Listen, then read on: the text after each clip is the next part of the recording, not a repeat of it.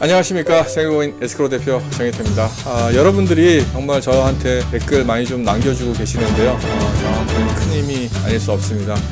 아직까지 구독자가 많지는 않습니다. 그렇지만 여러분들의 성원과 관심 때문에 저는 이 방송을 영원히 할 것입니다. 몇 가지 이렇게 올라온 것 중에서 질문에 답할 수 있는 부분들은 제가 답변을 드릴게요. 채권 구매에 대해서 말씀을 했는데 단기 채권 구매를 해야 되는 이유가 뭐냐라는 말씀을 하셨습니다. 단순히 단기 채권이 아니라 글로벌 채권 중에서 가능하면 미국의 국채를 구매를 하라고 이야기를 했습니다. 단기 채권은 보통 2년물짜리, 미국 국채 같은 경우에는 한 분류가 상당히 세그멘트가 잘게 나누어져 있어서 종류가 되게 많아요. 그 중에서 한 2년 정도 단기 채권이라고 하죠.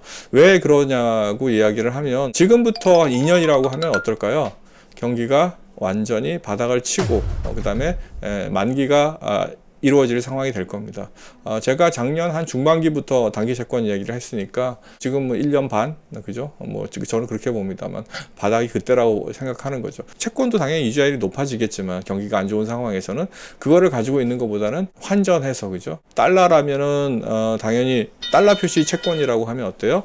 환전을 했을 경우에 상당히 환율이 높을 것이기 때문에 많은 돈으로, 우리나라 돈으로 환전을 할 수가 있습니다. 그리고 우리나라는 어때요?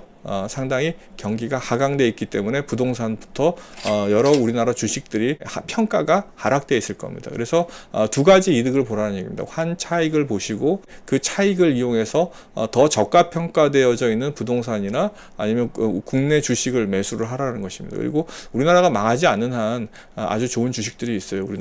우리나라의 위험 부담 때문에 저평가되어 있는 이런 주식들을 매수를 한다라면 상당히 좋다. 근데 이것이 국가적으로도 상당히 큰 도움이 된다는 걸 이해하시는 게 더 중요합니다. 무슨 얘기냐면은 IMF 때 달러 가지고 있다가 달러 푼 사람들 있잖아요. 나쁜 새끼, 그렇게 얘기할 수도 있죠. 왜 그래요?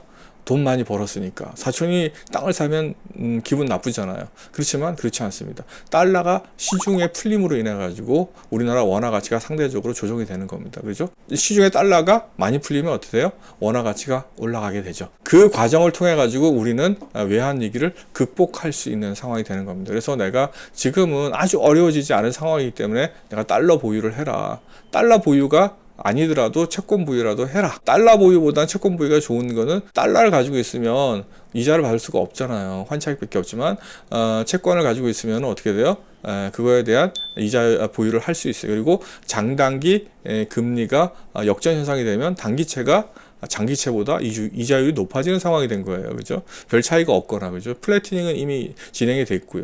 그렇다라고 하면 이자율도 높고, 그 다음에 2년 후에 처분해가지고 어떻게 돼요? 이득을 실현하고 국가에도 도움이 되고, 또 나는 어떻게 해요? 저가로 떨어진 시중의 자산들을 매수하고, 그 다음에 나중에 시세 차익을 엄청나게 많이 볼 수 있기 때문에 제가 그 이유를 이야기한 겁니다. 최저점을 찍는 시점을 저는 2년 정도로 본 거죠. 그 당시 작년 하반기 정도에 그 정도로 봤으니까 2년 만기물 단기 채권을 이야기를 한 것입니다. 답변이 됐으면 좋겠습니다. 네. 그리고 또 질문하신 것 중에서 제 기타 연주 이야기를 하신 분이 계시네요. 즐겁게 살고 그냥 이렇게 편안하게 산다고만 이해를 하지 마시고, 나름 패러디에 신경을 써서 노래를 만든 겁니다. 기존의 노래를 베끼는 거라면은 오히려 너무 쉬울지 모르지만, 음악을 좀 아시는 분들은 아실 거예요. 가사가 바뀌면 처음부터 다시입니다. 가사 하나하나가 사실은 저는 음정이 있다고 생각해요. 노랫말이 있다고 생각해요. 제가 그거를 하면서 쉽지 않았습니다. 왜 쉽지 않았냐면, 가사를 바꾸는 것까지는 쉬운데요. 그걸 연습해서 제대로 하기가 쉽지 않아요. 기존의 노래를 흉내내는 거는 되게 쉬워요. 어떤 의미에서는 쉽다라고 얘기하면 그것도 말이 안 되죠. 그 노래를 수백 번, 수천 번을 연습하는 친구들도 많이 봤으니까요. 그런 가수들도 있고, 저도 여러 가지 노래를 불러봤습니다만, 가사가 바뀌면 처음부터 다시 해야 돼요. 감정부터 모든 것들이. 그래서 제가 잘 하지 못했어요. 그렇지만 이렇게 잘 했다라고 칭찬을 해 주시니까 정말 힘이 납니다. 제가 그걸 안 하려고 했는데 다시 해야 되겠다라는 생각도 듭니다. 오늘은 그냥 편안하게 간단하게 오늘 여기까지 이야기를 진행해 보겠습니다. 고맙습니다.